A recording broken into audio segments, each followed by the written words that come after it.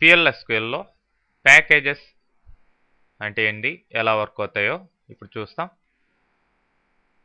So package అనేది group of related పిఎల్ఎస్క్యూఎల్ procedures and functions అని చెప్పుకోవచ్చు. అంటే ఒకే దానికి సంబంధించిన ఒకే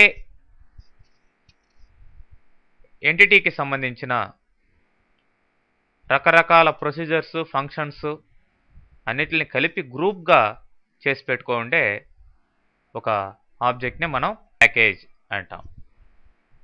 మరి ఆ ప్యాకేజ్లో ఆ గ్రూప్గా ఉన్న దానివల్ల మనం కాల్ చేయడం కానీ ఎగ్జిక్యూట్ చేసుకోవడం కానీ కన్ఫ్యూజన్ అనేది ఉండదన్నమాట.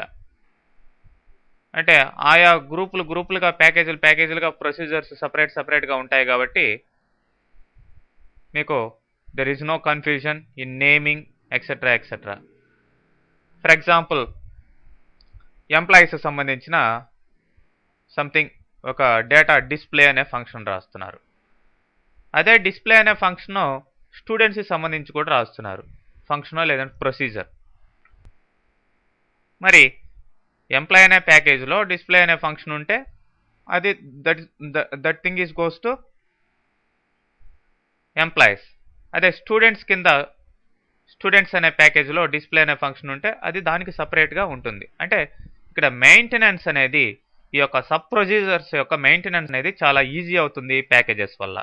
సో ఇక్కడ ప్యాకేజెస్లో రెండు పార్ట్లు ఉంటాయండి, package specification and package body.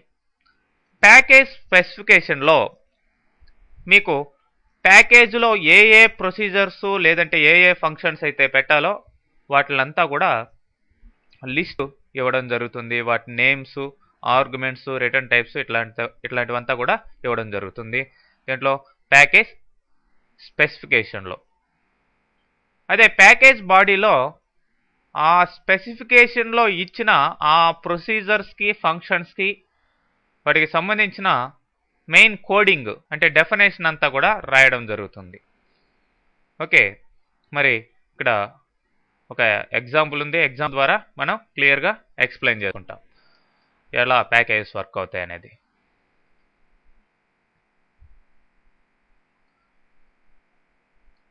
So ఇక్కడ చూడండి, ఫస్ట్ ప్యాకేజ్ స్పెసిఫికేషన్ ఇది. మరి ఈ స్పెసిఫికేషన్లో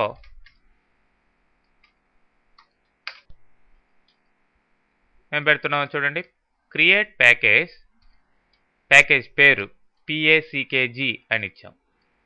మరి PACKG ఈజ్ దాంట్లో ఏమున్నాయి, రెండు ప్రొసీజర్స్ ఇచ్చాం, ఫంక్షన్స్ కూడా ఎన్ని కావాలంటే అన్ని పెట్టుకోవచ్చు. బట్ ఇక్కడ రెండు ప్రొసీజర్స్ ఇచ్చాం. ఒకటేమో డెల్ రెక్ అని డిలీటింగ్ రికార్డ్, ఎంప్లాయ్ నెంబర్ ఏది ఇస్తే ఆ ఎంప్లాయ్ నెంబర్ సంబంధించిన రికార్డ్ని డిలీట్ చేసేదానికి. అట్లనే రెండోది ఇంక్రీజింగ్ సాలరీ అని ఇంకొక INCRSAL అనే ప్రొసీజర్ ఇవ్వడం జరిగింది. ఇక్కడ ఏ ఎంప్లాయ్ నెంబర్ మనం ఇస్తామో ఆ ఎంప్లాయ్ నెంబరు రిమూవ్ అవుతుంది. మొత్తానికి ఫస్ట్ ఇది డిక్లరేషన్స్ అనమాట. ప్యాకేజ్ స్పెసిఫికేషన్లో ఏముంటాయి, ఏ ప్రొసీజర్స్ కావాలో ఏ ఫంక్షన్స్ కావాలో వాటి యొక్క డిక్లరేషన్ మాత్రమే ఉంది. ఈ ప్రొసీజర్లకు సంబంధించిన కోడింగ్ నెక్స్ట్ ప్యాకేజ్ బాడీలో వస్తుంది. కాబట్టి ఇప్పుడు దీన్ని మనం ఏం చేయాలి, ఎగ్జిక్యూట్ చేయాలి. Okay, package created. మరి ప్యాకేజ్ క్రియేట్ అయింది. ప్యాకేజీకి సంబంధించిన బాడీ అంటే మెయిన్ కోడింగ్ రాసేదానికి మళ్ళీ separate programme.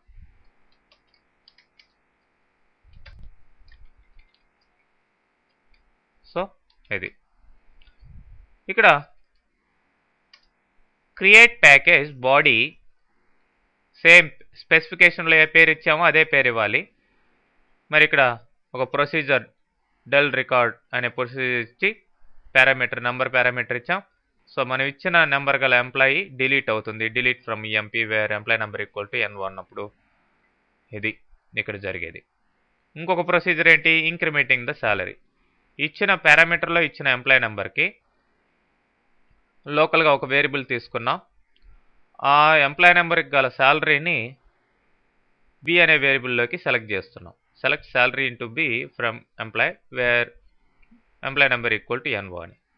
If B less than 1000, so B equal to B into 1.10 అంటే 10% ఇంక్రీజ్ చేస్తున్నాం, లేదంటే 20% ఇంక్రీజ్ చేస్తున్నాం. ఫైనల్గా అప్డేట్ చేస్తున్నాం అన్నమాట. ఆ బి అనే దాంట్లో ఉన్న శాలరీ తోటి ఆ ఎంప్లాయీని అప్డేట్ చేస్తున్నాం. మరి ఇప్పుడు ప్యాకేజ్ ఎండ్ ప్యాకేజ్, ఆ ప్యాకేజ్ పేరు. ఇప్పుడు దీన్ని మళ్ళీ ఎగ్జిక్యూట్ చేయాలి. Package body created. Okay, package specification first create అయింది, ఇప్పుడు దానికి సంబంధించిన బాడీ క్రియేట్ అయింది. ఇప్పుడు ఈ ప్యాకేజ్లో ఉన్న ఆ రెండు ప్రొసీజర్స్ని ఎగ్జిక్యూట్ చేసేదానికి మనం EXECని వాడతాం. సో మరి మన ఎంప్లాయీస్ ఎవరున్నారో వాళ్ళ డీటెయిల్స్ చూసుకొని ఆ యొక్క పర్టికులర్ ఎంప్లాయీస్ యొక్క రికార్డ్ని డిలీట్ చేయడం లేదంటే అప్డేట్ చేయడం జరుగుతుంది. చూడండి, EXEC ప్యాకేజ్ పేరు ఏంటండి, PACKG డాట్ ఫస్ట్ ఏంటి INCRSAL ఇంక్రీజింగ్ శాలరీ. ఎవరికి ఇంక్రీజ్ చేద్దాం శాలరీ? సపోజ్ ఫోర్డ్కి ఇంక్రీజ్ చేద్దాం. 7902 ఫోర్డ్ ఇతనికి ఇంక్రీజ్ చేయాలి. So package name dot procedure name లేదంటే ఫంక్షన్ నేమ్, ఈ విధంగా కాల్ చేయాలి. So successfully completed. చూడండి, ఫోర్డ్కి శాలరీ ఇంత ముందర 3000 ఉంది, మరి ఇప్పుడు చూసినట్లయితే మీకు 3600, 20% ఇంక్రీజ్ అయింది. ఇదే డిలీట్ రికార్డ్ అనుకోండి, PACKG డెల్ REC ఆఫ్ ఏదో ఒక ఎంప్లాయీ నెంబర్ ఇక్కడ ఇచ్చినట్లయితే ఆ ఎంప్లాయీ డిలీట్ అయిపోతాడు. ఓకే, ఎంటర్ ప్రెస్ చేస్తే MLR డిలీట్ అయిపోతాడు.